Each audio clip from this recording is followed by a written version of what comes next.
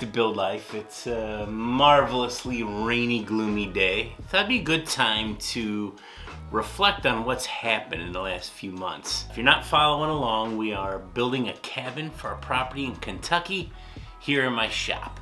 We're making it modular, and we're gonna take it all apart, haul it down there on trailers, and set it up in an effort to, save a little time being gone. So now that it's been a few months, we've got kind of a good feel for it and a good sort of idea of what we're doing. I wanted to reflect a little bit on some of the pros and cons of building this way. I've divided this into, I guess, 5 and 5. 5 pros, 5 cons as I see it. If any of you, I know just from the comments and the emails I've got, a lot of you are building cabins, things like that. That's pretty cool. I'd like to see if anyone has done it this way, what you found were some of the benefits and challenges.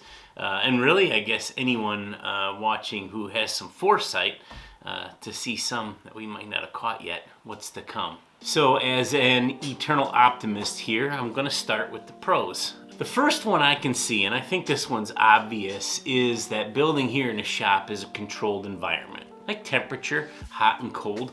We have the option for heat, things like that. Right now it's pretty decent out, so we don't really need to run the heat or air, but it is pouring rain. That cabin is high and dry inside. Anybody that's spent much time working in the rain, I think, would agree that having the place be climate controlled, that's a huge benefit. Number 2. Time away from home and family.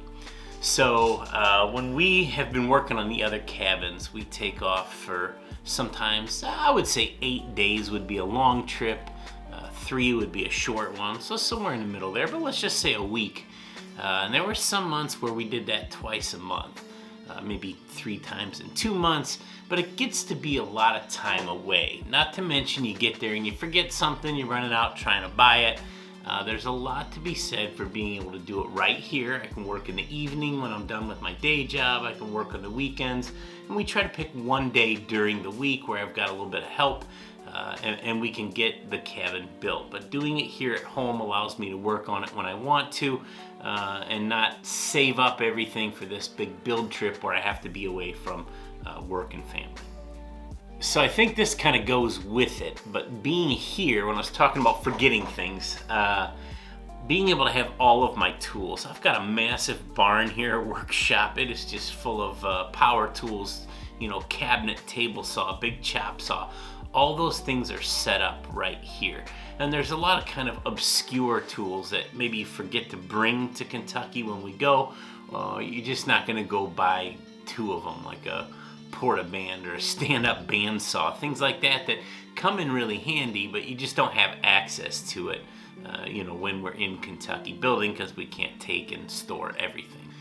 So another thing that's a big deal here that we didn't have when we were building in Kentucky, we did by the second cabin, second half of the second cabin, but that's grid power. So when we're building in Kentucky, we did not have power at first at the entire first cabin site, and I would say about halfway through the first one, so we were hauling gas with us, we're using a generator to build with, and then we're bringing it all the way back down to the landing, we call it the entrance of the property, where we had the camper set up and we were using the generators to run the camper.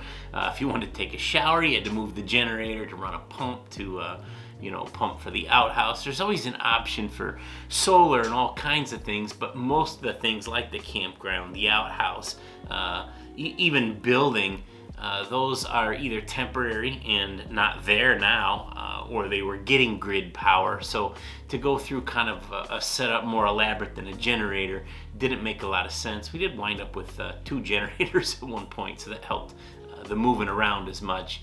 But being here at my house, this controlled environment, again, God, just the road was a real challenge in the beginning. To be able to do it all right here, paved driveway, concrete floor, with the power that we can turn on, allows us big air compressor, everything's hardwired, not a lot of setup time, you're concerned about stuff getting rained on at night, taking it all down, setting it up again the next day. So another big one for building here, and this will sound a little, I don't know, when I was in Kentucky, I have the luxury of owning a construction company. I have employees and friends that come with, and we don't have a shortage of help. But some of the trips that I went on, and I know some of you who are building this yourself, maybe it's a couple working on it, when you get into a position where you really need some extra hands, whether it's a piece of equipment, extra people, things like that, it is hard to wrangle a team to go 500 miles away and help you with that. Again, I often had that, but that is my team. I'm responsible for these guys' employment. The willingness of those guys to take off and go is kind of surprising to me. I thought we'd have more conflicts with home life and things like that, but again, I get to set everyone's schedule. Here, I'm trying to do this myself and with Gavin, the two of us. Sometimes it's a little bit much. Sometimes I'm working on the cabin when he's not here. I'm just kind of doing it by myself. If you just need help for 5 minutes, standing a wall up or something, it's easy to get someone in the house, or somebody stops by. I can usually find a willing sucker to help me with something real quick for 3 minutes and back to it without having to pay people or talk someone into coming away from their responsibilities in home life for an entire week. That's been a big help, just to get some little short-term help when you need it. Okay, so that was the pros. Let's take a look at the cons. Number one of the cons, you have to build it twice. I think this one's obvious. You know, we put the entire thing together in our barn. We have all these panels together, and you know, it'll be a lot easier. We're not doing anything that isn't easily undone, but it does take time to get it all put together. Then we have to take it all down, haul it to Kentucky, and put it back together again. So I would say that, you know, we probably are adding 50% to the build time, but it should be quite a bit less, you know, remote building. That makes sense. So number two, you have to do weird things.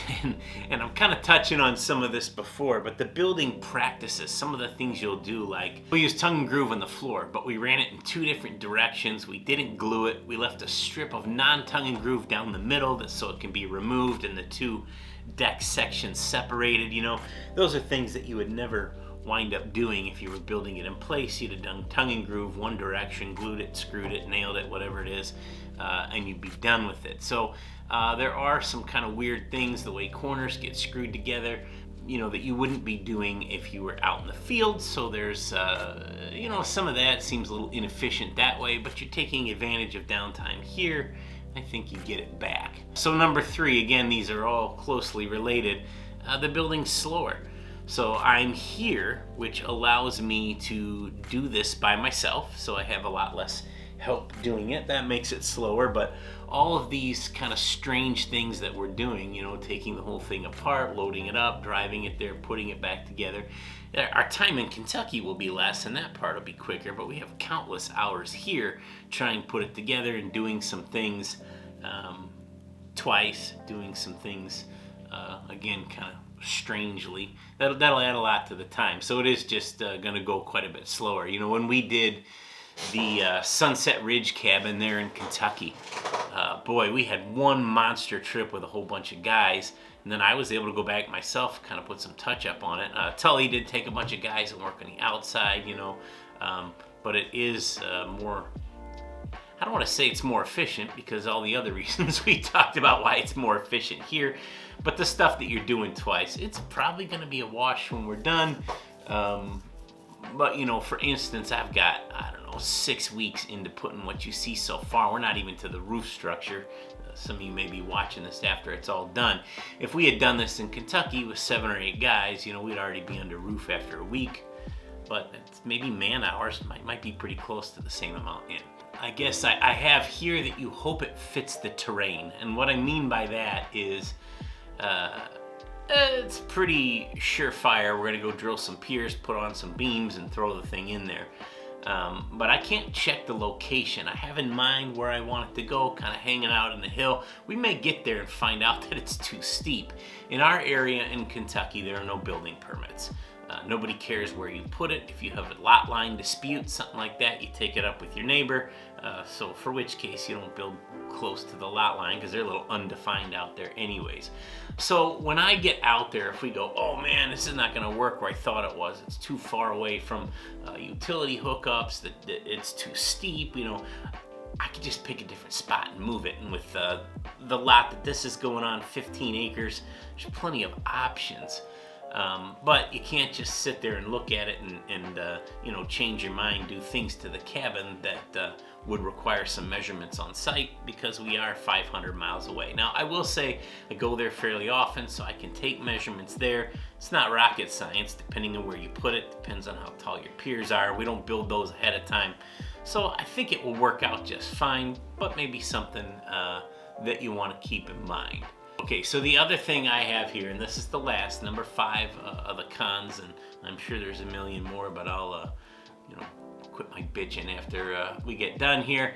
You can't take it all at once. Unless I took 4 trucks and 5 or 6 trailers, I think that we're gonna have to take the 2 floor sections down there and all of the beams, get the floor set, and that part will be all right to sit, you know, till we get back again. Then I'm gonna try and take all of the walls and the roof structure so I can set it up and get it under roof the next trip. But that is probably going to take, you know, 2 big flatbed trailers and an enclosed trailer, 3 trucks to get it all down there. It's going to be a bit of a process to get it under roof, and then I don't know how many more trips we're going to have to take to get the interior done. A lot of it we'll do like Sunset Ridge and build it when we get there, but you know, it's going to be a bit of a process to get it all down there. So there's plenty of other ones. I'm sure you guys are sitting there thinking about stuff as I'm saying this. Leave them in the comments. Pros, cons, things that are maybe negligible either way, but might come up down the road. I'd appreciate the help of seeing,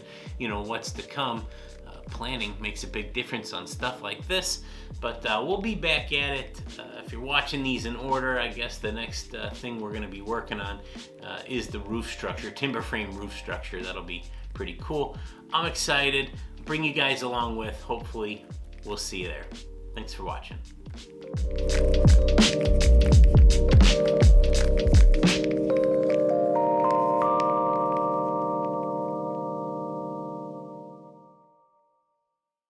Man, I don't know, with no beard, it makes the top of my head look huge.